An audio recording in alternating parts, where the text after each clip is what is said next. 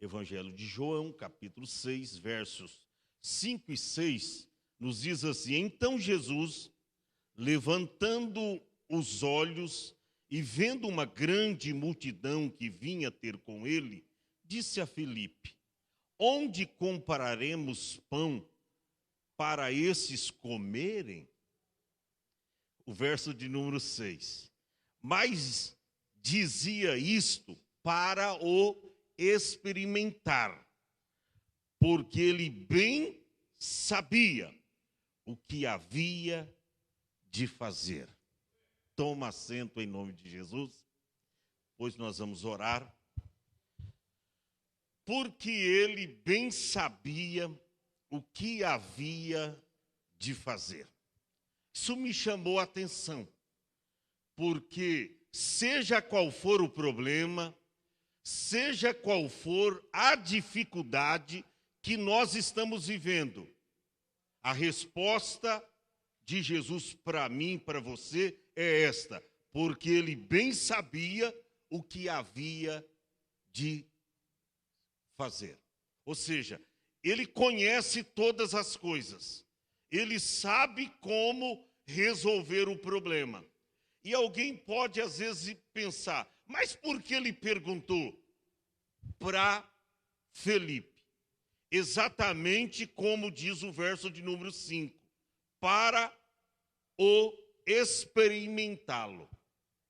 No verso de número 6, a Bíblia diz no verso 5, que Jesus ele levanta os olhos, eles estavam num deserto, deserto não tem supermercado, não tem açougue, deserto não tem padaria, deserto não tem comida, deserto não tem nem água para beber, deserto não tem. E eles estavam num deserto. De repente Jesus levanta os olhos e ele vê uma grande multidão que se aproximava, que vinha ter com ele.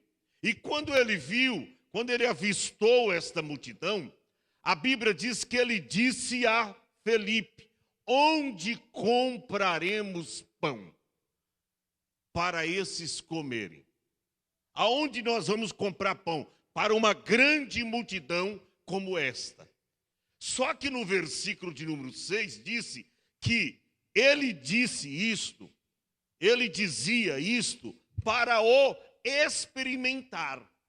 Sabe que, às vezes, quando a gente é colocado na prova, nós não entendemos que é Deus nos provando, nos experimentando, para ver se a gente esboça a fé, para ver qual é a sua atitude, se você não vai ter uma atitude de covardia, de pessimismo, de dúvida. Então, ele te coloca na prova.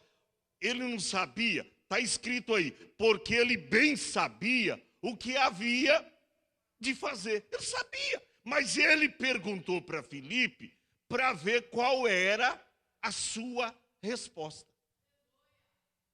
O que nós vamos fazer, Filipe?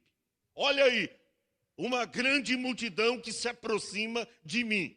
Onde compraremos pão para essa grande multidão?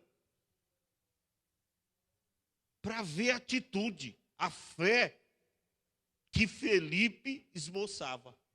Quantas vezes Deus te joga na água, mas ele tira da água e te joga no fogo, na tormenta, no vendaval da vida, no problema, na doença, na adversidade, no desemprego, para ver qual vai ser a sua atitude. Se você vai ter uma atitude de fé, ou se você vai ter uma atitude de uma pessoa incrédula, que não conhece a Deus, que não acredita no milagre, no impossível. Felipe não teve uma resposta contundente, não teve. Porque no versículo de número 7 está escrito, Felipe respondeu. Ele perguntou, no versículo de número 5, ele perguntou, onde compraremos pão para esta grande multidão? Aí no verso 7, Felipe respondeu dizendo, 200 dinheiros de pão não lhes bastarão para que cada um tome apenas um pedaço, ou um pouco. 200 dinheiros de pão. Olha aí, ele apresenta uma possibilidade, 200 dinheiro. Olha, era muita grana, porque trabalhava um dia, o trabalhador naquela época trabalhava um dia, ganhava um dinheiro por dia. Ele tinha que trabalhar para juntar esse montante, 200 dinheiro, 200 dias. Ou seja, tinha que trabalhar o ano todo. Não era muito dinheiro. Mas mesmo assim, na visão de Felipe, ele diz, mesmo com 200 dinheiro, não vai dar para cada um comer um pouco, um pedaço de pão. Não vai dar. Ele olha no seu pessimismo, na sua falta de fé, ele olha para a necessidade material. Ele não olha com o olhar da fé. Quantas vezes você é assim? O que eu vou fazer agora? A coisa está feia, a coisa está preta. Esses dias eu estava brincando aqui, porque tem um cantor antigo, talvez a juventude hoje não conhece. Mas eles cantavam antigamente, Tião Carreiro e Pardinho. E eles cantavam a música que, para mim, é uma profecia para os dias de hoje. Eles cantavam dizendo, a coisa está feia, a coisa está preta, quem não é filho de Deus está na unha do capeta. Irmão, e sabe o que é uma profecia? A coisa está feia, a coisa está preta. Quem não é filho de Deus está na unha do capeta. Mas nós somos filhos de Deus, irmão. E a coisa pode estar preta, vai ficar linda, maravilhosa. Por quê? Porque Jesus bem sabia o que havia de fazer. Ele sabe, quando chegar o momento da dificuldade, fique tranquilo, ele vai operar o milagre. E da onde você não espera, o milagre será gerado. O que Jesus faz? Eles encontram um menino, era um rapaz, que tinha 5 pães e 2 peixinhos. Nem peixe direito era diminutivo de peixe. Peixinhos, eram uns lambarizinhos. Nem peixe criado era. Peixinhos, diminutivo de peixe. Aí Jesus pega os 5 pães, 2 peixinhos, era pães de cevada, e ele primeiro dá graças. Porque é você dando graças que o milagre será gerado. Sabe que tem crente quando senta na mesa e só tem arroz, feijão e o zoiudo. Aí ele olha, que miséria. Ô meu irmão, dê graças.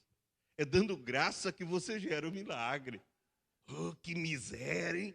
Jeová está furioso com a gente. Ô irmão, agradeça. Rapaz, quando tem um ovinho lá em casa, eu dou glória a Deus. Ainda mais quando tem 2. E aí a Ruth só quer fritar um. Eu digo, por quê? Vai deixar aquele um sozinho lá? Mas deixa para amanhã. Não, basta amanhã, basta cada dia o seu mal. Eu nem sei se eu vou viver amanhã. Frita os 2 ovos. Vamos comer hoje. Vamos dar graças a Deus hoje. O milagre Deus vai gerar amanhã, para o dia de amanhã. A Bíblia diz para você não ficar preocupado com o dia da manhã. Ele levanta os olhos ao céu e ele agradece. Filho, ele agradece. Põe aí que a geração mais nova quer ver aí, ó. Ele levanta os olhos ao céu e ele faz a oração de agradecimento. E aí ele entrega aqueles pães nas mãos dos discípulos, pães e peixes. É interessante que manda eles sentarem na relva, ranchos de 50 em 50. Gente, tinha quase 5.000 homens naquele lugar. Além das mulheres e crianças. Onde tem um homem, normalmente tem uma mulher, né? E aonde tem uma mulher, pelo menos tem 2 crianças. Então, se fazer as contas aí, eu acredito que tinha quase 15.000 pessoas ali, gente.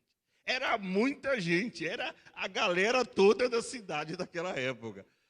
Mas que nada, a Bíblia diz que Jesus entregou aqueles pães aos discípulos e eles para a multidão e foi saciando. E foi dando pão, e foi dando peixe, e foi dando pão, e foi dando peixe. Sabe o que aconteceu?